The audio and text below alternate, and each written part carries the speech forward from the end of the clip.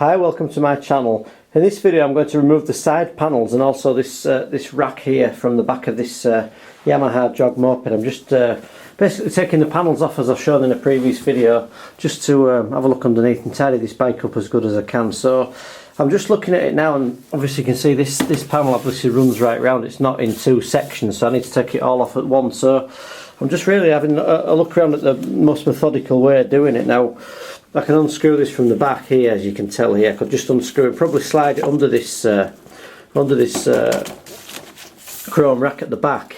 There's obviously a couple of parts here that need to come off as a separate piece of trim, but I think the easiest way to do it so I can get absolutely everything off is I'm going to take this chrome rack off. So I'm just going to undo these two 10mm socket with a socket set at the back of 10mm. Take this rack off.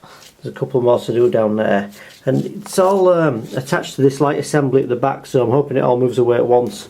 And I'm just going to unclip these switches for the lights, which all currently work, so I'll make a note where they are. It's quite handy to film it actually, so I can look back as a reference.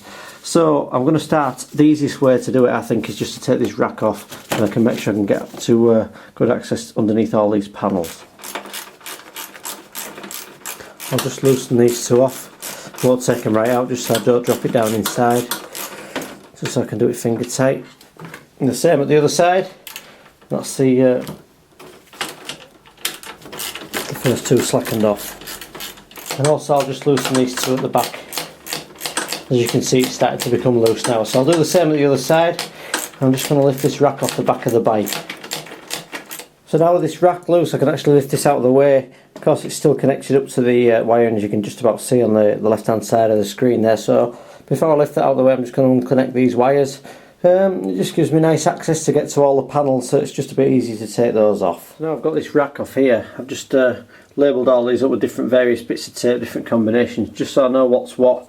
And also as I'm going along, I'm just I prefer to just put these screws back in where I took them off from, all the bolts or whatever, nuts, wherever they came from, washers.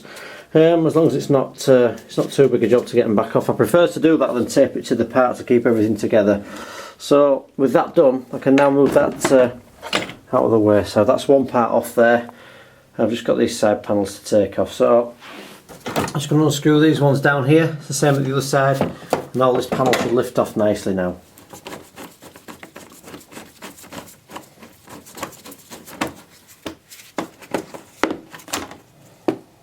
So I've got every screw I can find. As I've noticed here, this also wants a repair on here, on this bit of plastic. It's actually broken there. I'm not sure if it's where the seat bangs back down. It's actually just over time it's gone. So hopefully with a little bit of luck, this will just lift off now, which it does. All these bits back together. And as you can see here, it gives me good access to start cleaning this bike. Have a good look at the frame, make sure there's no big cracks or anything that's going to cause me any problems before I carry on any further. I always think that's the best thing to do, really, with an item such as this, because you don't want to be repairing it if there's a great big hole in it or a crack that's going to cause you a big problem. So there we go.